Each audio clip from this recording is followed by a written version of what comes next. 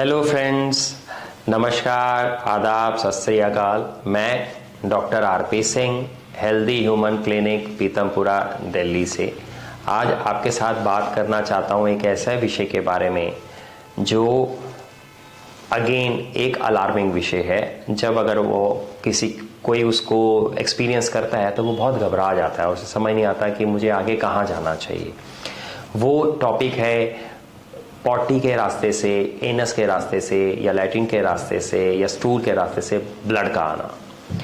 तो ये जब भी किसी इंसान को ब्लड आता है अपने स्टूल के रास्ते से तो यूजुअली वो 99% तो वो खुद ही पहले ऑब्जर्व करता है, अनटिल अनलेस वो कोई बहुत ही बूढ़ा है या वो पूरे सेंसेस में नहीं है और उसकी नर्सिंग केयर कोई और कर रहा है और वो डायपर में नोटिस करे।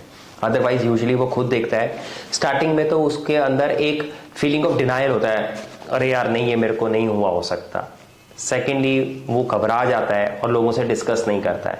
थर्डली वो उसको टाइम देता है कि चलो मैं देख लेता हूँ, 1 दिन रहेगा, 2 दिन रहेगा, 3 दिन रहेगा और के नहीं रहेगा। And then because of this fear, because of this shyness and because of this strange feeling of something wrong happening, वो आगे हेल्प लेने से कई बार चूक जाता है और वहीं वो प्रॉब्लम कर बैठता है। तो आज हम इसी के बारे में डिस्कस करेंगे।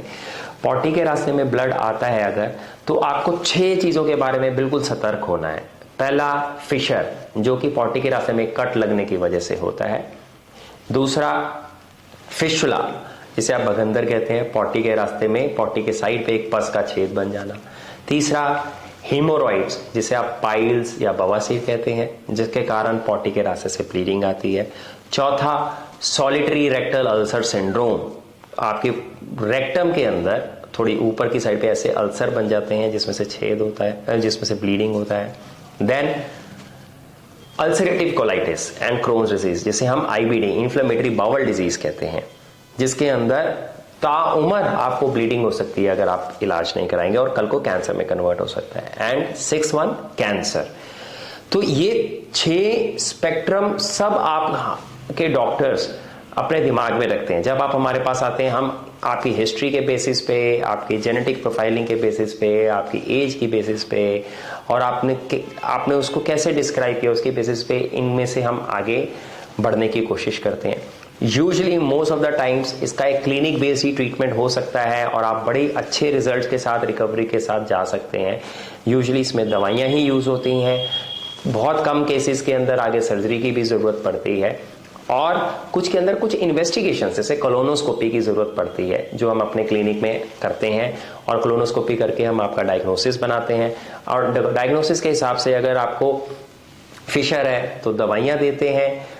10 to 15% पेशेंट्स में उसमें एक छोटा सा प्रोसीजर करना पड़ सकता है। फिशुला है तो उसमें यूजुअली प्रोसीजर ही करना पड़ता है, वो हम आपको बताते हैं और बड़े आराम से हम क्लिनिक में कर सकते हैं। अगर आपको हीमोरॉइड्स है तो यूजुअली हम उसको इंजेक्शन से या बैंडिंग से या लेजर से ट्रीट कर सकते हैं। सॉलिटरी रेक्टल अल्सर सिंड्रोम है तो उसको लेजर से या फिर हम लैप्रोस्कोपिकली ट्रीट करते हैं। अल्सरेटिव कोलाइटिस के लिए हम आपको दवाइयाँ देते हैं जो आपको लाइफ लॉन्ग खानी पड़ती हैं। एंड अगर भगवान ना करे किसी को कैंसर है तो उसके लिए उसकी स्टेजिंग की जाती है और उसके अकॉर्डिंगली उसकी सर्जरी या कीमो रेडियोथेरेपी का ट्रीटमेंट किया जाता है।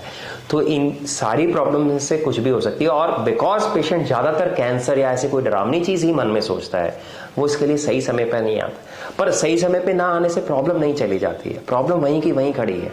तो आपको अपने डॉक्टर के पास आना है, आप हमारे क्लिनिक में आएँ, आप इसके बारे में प्रॉपर डायग्नोसिस बनवाएं और अकॉर्डिंगली ट्रीटमेंट लें। बहुत कम चांस है कि वो कैंसर निकलेगा, सो इसके लिए घबराएं नहीं और प्रॉपरली ट्रीटमेंट लें, टाइम पर आएँ, सही चीज़ का डायग्नोसिस करके इलाज करें तो 99% चांस है आप अपनी ज़िंदगी को खुशी खुशी और बेहतर वे में जी सकेंगे। Thank you.